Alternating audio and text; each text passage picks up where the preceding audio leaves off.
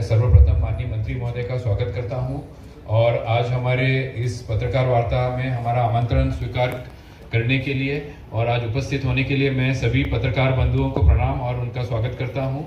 और माननीय मंत्री महोदय की अनुमति से हम ये सर्वप्रथम प्रस्तुतिकरण प्रारंभ करेंगे और मैं अनुरोध करूंगा, हमारे HODs भी उपस्थित हैं। मैं बहुत ही जल्दी उनका मैं एक परिचय करना चाहूँगा। हमारे बीच डायरेक्टर एग्रीकल्चर राहुल देव जी उपस्थित हैं, MD बीज निगम श्री अजय अग्रवाल जी उपस्थित हैं, हमारे साथ वाइस चांसलर साहब उपस्थित हैं, डायरेक्टर फिशरीज श्री नाग साहब उपस्थित है, हमारे VC साहब जो कामधेनु के VC साहब भी हमारे बीच उपस्थित है। इसी प्रकार डायरेक्टर वेटनरी श्री वर्मा जी उपस्थित है, डायरेक्टर हॉर्टिकल्चर श्री चंद्राकर जी उपस्थित है, MD मंडी हमारे बीच उपस्थित है और इसी प्रकार हमारे VC साहब हॉर्टिकल्चर यूनिवर्सिटी के हमारे बीच उपस्थित हैं। मैं ज़्यादा समय न लेते हुए तुरंत प्रेस कॉन्फ्रेंस हेतु हमने जो एक प्रेजेंटेशन बनाया है हमारे कृषि एवं अन्य विभाग का, उसका मैं प्रस्तुतिकरण प्रारंभ करूंगा। नेक्स्ट। जैसे कि आपको ज्ञात है कि हमारे पूरे मंत्रालय में 4 प्रमुख विभाग है: कृषि विकास एवं किसान कल्याण विभाग, उद्यानिकी विभाग, पशुधन विकास विभाग एवं मछली पालन विभाग। ये हमारे 4 सबसे इम्पोर्टेंट विभाग है और इनके अधीनस्थ विभिन्न निगम मंडल भी हमारे होते हैं, तो उनके संबंध में हम लोग जानकारी देंगे। तो इस क्रम में हम लोग अपना प्रस्तुतिकरण आगे बढ़ाएंगे। नेक्स्ट। छत्तीसगढ़ की जब हम बात करते हैं तो छत्तीसगढ़ को हम कृषि जलवायु जैसे बोलते हैं एग्रो क्लाइमेटिक जोन, उसमें 3 भाग में हम इसको डिवाइड करते हैं। जो सबसे उत्तरी होता है उसको उत्तरी पहाड़ी क्षेत्र जो हमारा सरगुजा संभाग प्रमुखता से होता है, और बीच जो मध्य क्षेत्र होता है उसको छत्तीसगढ़ का मैदानी क्षेत्र बोलते हैं। आप सब जानते हैं बिलासपुर, दुर्ग और रायपुर संभाग इसमें प्रमुखता से होता है, और दक्षिण में बस्तर का पठार क्षेत्र है। तो ये 3 मुख्य एग्रो क्लाइमेटिक जोन है जिसमें हम लोग कार्य करते हैं और जिसमें हमारी कार्य योजना संचालित होती है। संक्षिप्त में हमने अपनी प्रदेश की भौगोलिक स्थिति, खरीफ क्षेत्र और कितना हमारा रबी का क्षेत्र होता है, खरीफ का होता है, कितनों में मिलेट्स लगता है जिसे हम श्री अन्ना भी बोलते हैं, इसकी जानकारी हमने प्रस्तुतिकरण में रखी है। सिंचित क्षेत्र जब हम खरीफ की बात करते हैं हमारा 32% है और रबी का जो सिंचित क्षेत्र है वो 12% है। इसी प्रकार हमारे प्रदेश में लगभग 40 लाख कृषक परिवार है जो खेती किसानी से जुड़े हुए हैं, जिसमें से 82% हमारे सीमांत और लघु एवं सीमांत किसान होते हैं।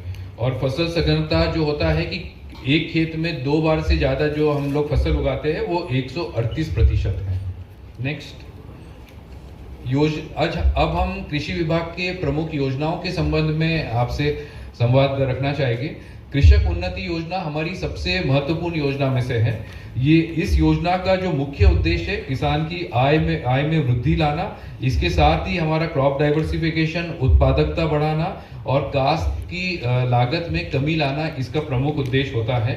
और ये वर्ष हम लोगों ने 2024 से इसको प्रारंभ किया है हमने, और इसमें मैं बताना चाहूँगा कि 3100 रुपये प्रति क्विंटल धान पे 21 क्विंटल का हम लोग उपार्जन करते हैं, जो इस योजना के माध्यम से हम देते हैं। और सभी वर्ग के लिए कृषकों के लिए ये योजना लागू है। और इस साल मैं बताना चाहूँगा माननीय मुख्यमंत्री महोदय और माननीय कृषि मंत्री महोदय के विशेष प्रयास से इसमें एक संशोधन भी चेंज किया गया है किसानों के हित के लिए, और इसमें इस वर्ष से समझता हूँ कि समस्त विभागों का निचोड़ और जानकारी PPT के माध्यम से आप तक पहुंचाने का कोशिश हम लोगों ने किया है। आज विभाग की ओर से प्रेस वार्ता का समय निर्धारित है। उस निर्धारित कार्यक्रम के अनुसार आप सबके बीच में विभाग की योजना और योजनावार जितने जो उपलब्धियां हैं इस बारे में आप सबके बीच में रखे हैं। आज इस प्रेस वार्ता में हमारे विभाग के APC सिद्धार्थ कुमार परदेशी जी और एग्रीकल्चर डिपार्टमेंट के हमारे डायरेक्टर राहुल देव जी हमारे समस्त विभाग के डायरेक्टर्स हैं, हमारी यूनिवर्सिटी के हों या मांसाहारी हों या फलाहारी, उस सब की पूर्ति हमारे इस विभाग के माध्यम से किया जाता है। आज आपने देखा होगा कि छत्तीसगढ़ के जो मध्य का मैदानी एरिया, उत्तर का हमारा सरगुजा अंचल का, वो भी ये पठारी हैचरी का हमने लक्ष्य रखा हुआ है इसमें। और संवर्धन पोखर, ये एक छोटा सा हम लोग एक तालाब बनाते हैं जिसमें बाकी लाइनिंग वगैरह करते हैं। इसमें भी अनुदान 40 से 60% हो जाता है, जिसमें आय हमारे मछुआरा समूहों को 2.5 से 3.5 लाख वार्षिक हो जाती है।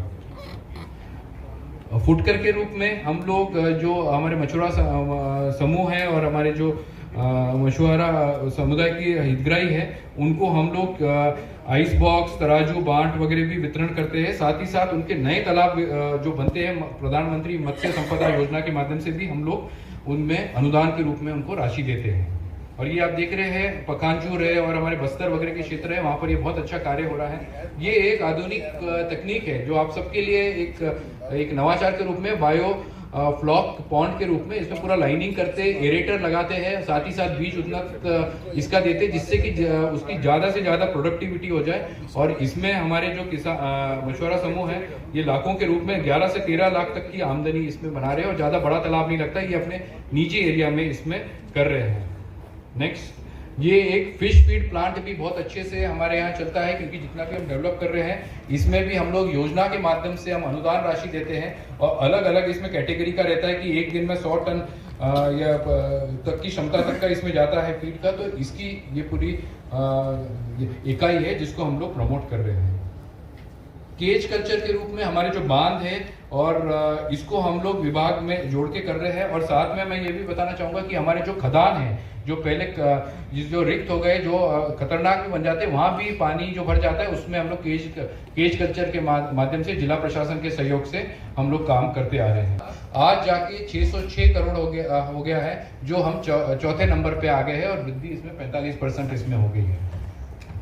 इसी प्रकार जो हमारा जो मत्स्य उत्पादन है, इसमें पहले हम 6वें स्थान पे थे, इसमें 23% का अभी वृद्धि हुई है और 9.59 लगभग 9.5% का हम लोगों का अभी लाख मेट्रिक टन में हुआ है। और हम लोग अभी इसे बाहर भी एक्सपोर्ट कर रहे हैं छत्तीसगढ़ में। जो पलाशिया है और कुछ ब्रीड्स है जिसको हम लोग बाहर भी करते हैं। इसमें हम लोग किसानों को बहुत, जो हमारे जो मछुआरा किसान हैं उनको बहुत प्रकार के हम लोग सहयोग करते हैं। मत्स्य बीज उत्पादन हैचरी के रूप में हम लोग उनके निजी के लिए हम लोग सेंक्शन कर रहे हैं। इसमें 24 से 28 लाख तक की फ्राई उत्पन्न हो जाती है।